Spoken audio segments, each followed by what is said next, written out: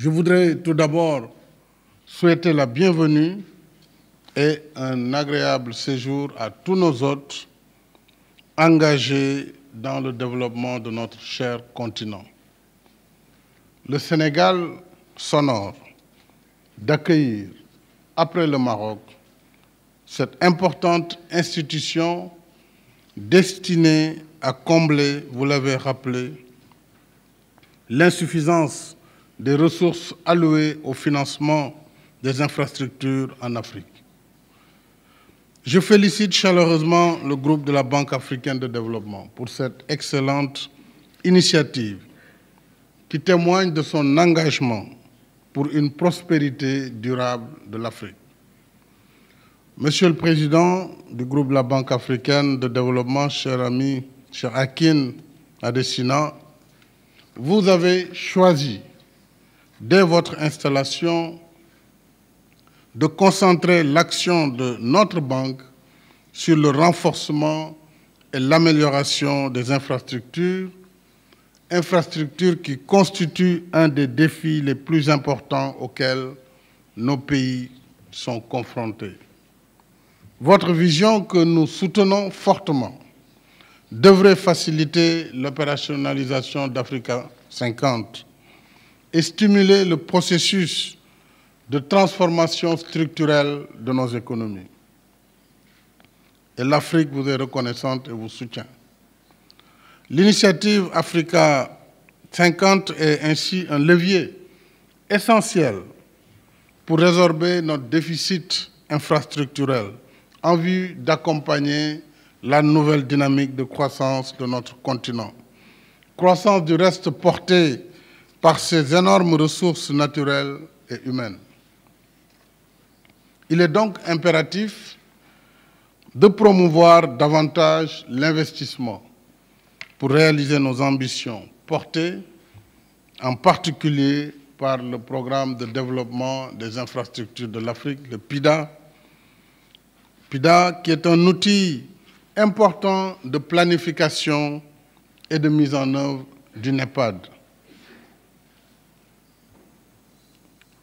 Nous avons, à travers le PIDA, des projets qui nécessitent la mobilisation d'environ 130 milliards de dollars par an, vous l'avez rappelé. Il convient donc d'agir vite pour atteindre nos objectifs en mettant l'accent sur la réalisation de programmes d'action prioritaires,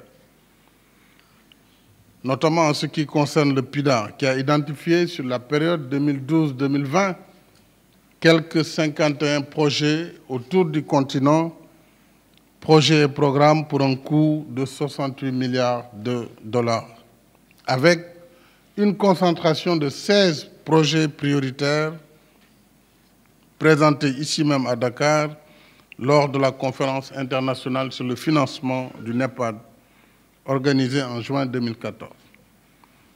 Le renforcement des partenariats avec le secteur privé, vous l'avez dit, permettra de combler les besoins en investissement massif que ni les budgets nationaux, ni l'aide publique ne peuvent à eux seuls satisfaire.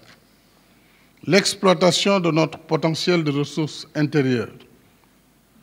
Et sur ce point, je voudrais souligner que le Sénégal consacre près de 64% des ressources prévues dans le programme triennal d'investissement, soit plus de 3 021 milliards de francs CFA, je ne sais pas c'est combien en dollars, c'est peut-être 6 milliards de dollars à peu près. C'est ce que nous concentrons sur la période 2017-2019 sur ressources internes au renforcement des infrastructures socio-économiques. Et ceci en vue de favoriser la transformation économique conformément aux orientations stratégiques du plan Sénégal émergent. Et cet effort doit être fait par l'ensemble des pays africains. C'est aussi l'occasion de dire que nous devons accompagner et soutenir Africa 50.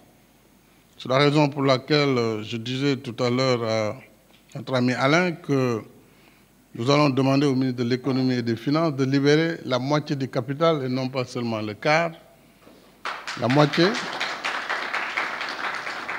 Mais aussi, nous autoriserons la Sénélec à vous accompagner dans le projet Malicounda comme coactionnaire, peut-être au moins à 10 voire 15%, mais aussi le fonds 6, puisque nous avons un fonds souverain, même s'il est encore balbutiant. Donc le fonds 6 avec Sénélec pourrait être des coactionnaires pour justement booster ce projet. La création du fonds d'investissement en infrastructure Africa 50 traduit notre ambition de nous doter d'instruments appropriés pour une mobilisation optimale des financements privés dans les infrastructures.